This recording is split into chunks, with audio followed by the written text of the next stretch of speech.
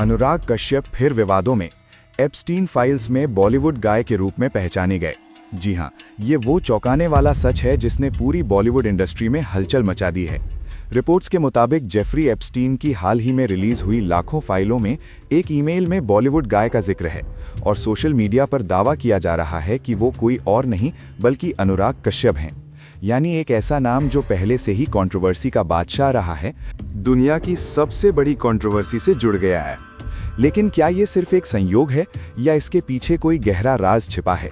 क्या अनुराग कश्यप का नाम सिर्फ एक ईमेल में उछाला गया है या ये एक बड़ी साजिश का हिस्सा है? और अगर ये सच है तो बॉलीवुड का ये बागी निर्देशक जो हमेशा सिस्टम के खिलाफ बोलता रहा है, अब खुद कितने बड़े आरोपों के घेरे में है? आज की इस वीडियो में हम अनुराग कश्यप की जिंदगी के उन काले पन्नों को खोलेंगे जहां सिर्फ विवाद, संघर्ष और रहस्य लिखे हैं। ये कहानी उस जिद्दी इंसान की है जिसने छोटे शहर से निकलकर बॉलीवुड में तूफान मचा दिया, लेकिन हर कदम पर कंट्रोवर्सी उसका पीछा करती रही। जो कभी पैसों की तंगी में धक्के खाता था, आज वो करोड़ों की फिल्में बनाता है। लेकिन शोहरत और पैसा तो मिल गया, पर उन आरोपों का क्या जो अब एप्स्टीन जैसे नाम से जुड़ रहे हैं? आज हम आपको उस पूरी कहानी का सच बताएंगे। क्या अनुराग कश्यप सच में एप्स्टीन के सर्कल में शामिल थे? क्या वो ईमेल में सिर्फ एक नाम है या कुछ ज्यादा? और अगर इतनी बड़ी कंट्रोवर्सी है तो क्या बॉलीवुड के बाकी सितारे भी इसमें फंसेंगे? तो चलिए बिना देर किए शुरू करते हैं अनुराग कश्यप की ये मसालेदार और दिमाग हिला देने वाली दास्तान। हर बड़े फिल्म मेकर की कहानी किसी न किसी छोटे शहर की तंग गलियों से ही शुरू होती है, जहां सपने देखना भी कभी-कभी गुनाह लगता है।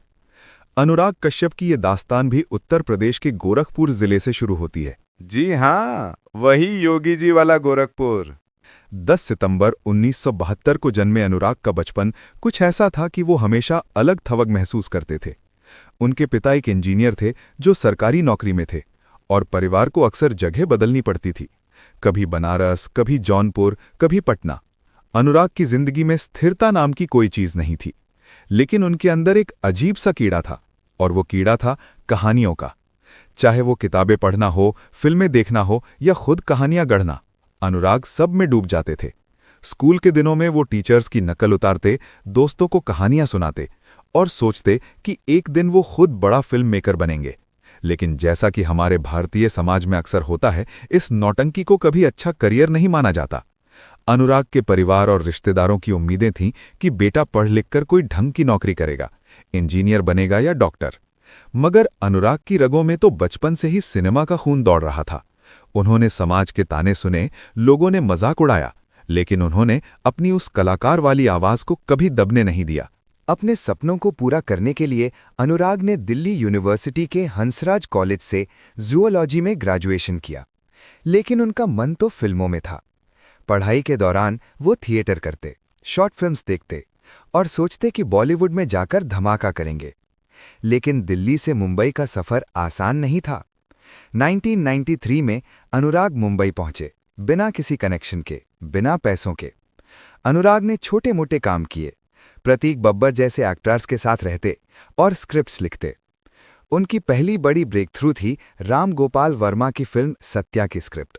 जी हां, वो फिल्म जो बॉलीवुड में अंडरवर्ल्ड की असली कहानी लेकर आई, उसकी स्क्रिप्ट अनुराग ने लिखी थी। लेकिन क्रेडिट वो रामू को मिला और अनुराग को सिर्फ अनुभव। फिर भी ये वो पल था जिसने अनुराग के अंदर की आग को भड़का दिया। उन्होंने ठान लिया कि अब अपनी फिल्म बनाएंगे अपनी शर्तों पर। इसके बाद अनुराग की जिंदगी में संघर्ष का दौर शुरू हुआ। उन्होंने 5 नाम की फिल्म बनाई, लेकिन सेंसर बोर्ड ने उसे रोक दिया। वजह? बहुत ज्यादा हिंसा और रियलिज्म।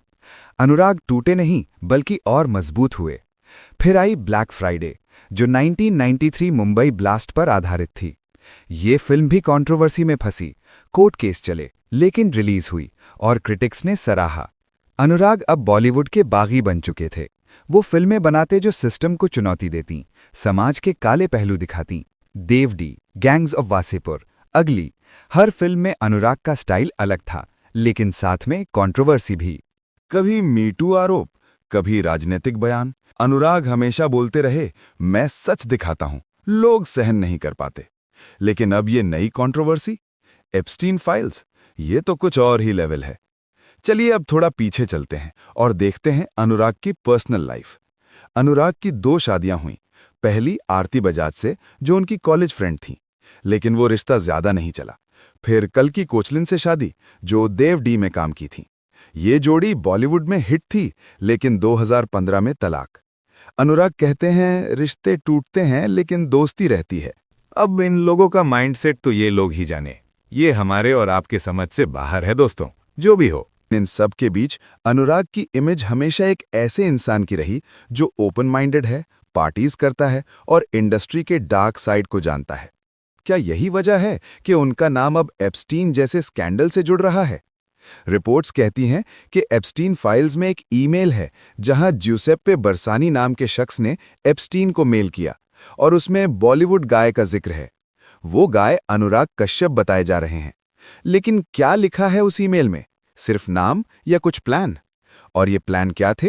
ट्रैवल के या कुछ गलत? सोशल मीडिया पर तूफान आया हुआ है।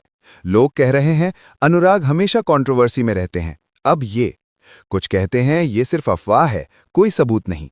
लेकिन फाइल्स रिलीज हुई हैं यूएस डिपार्टमेंट ऑफ जस्टिस से और उनमें लाखों डॉक्यूमेंट्स हैं। एक ईमेल में अनुराग का नाम जीनो यू और ऑर्नेला कुराजा जैसे लोगों के साथ जुड़ा है। जीनो यू एक फिलोसोफर और गेम डेवलपर हैं जो डिजिटल एंटरटेनमेंट में काम करते हैं। क्या अनुराग किसी प्रोजेक्ट में शामिल थे या ये सिर्फ एक मेंशन है? रिपोर्ट साफ कहती हैं कि कोई आरोप नहीं है, कोई गलत काम का सबूत नहीं, लेकिन बॉलीवुड में नाम उछलते ही अफवाहें फैल जाती हैं। मीरा नायर का नाम भी आया, ऐश्वर्या राय और अभिषेक बच्चन का भी। लेकिन अनुराग का नाम सबसे ज्यादा चर्चा में, क्योंकि वो बॉलीवुड गाय कहे गए। अब सवाल ये कि अनुराग ने इस पर क्या कहा? अभी तक चुप्पी, लेकिन उनकी स्टाइल से लगता है वो जल्दी बोलेंगे और जोरदार। अनुराग की जिंदगी में विवाद नई बात नहीं। याद है मीटू मूवमेंट, जब विंता नंदा ने अनुराग पर आरोप लगाए कि उन्होंने उनके साथ गलत किया। अनुराग ने माफी मांगी लेकिन कहा मैं बदल गया हूं। फिर पायल घोष ने हरासमेंट का आरोप लगाया।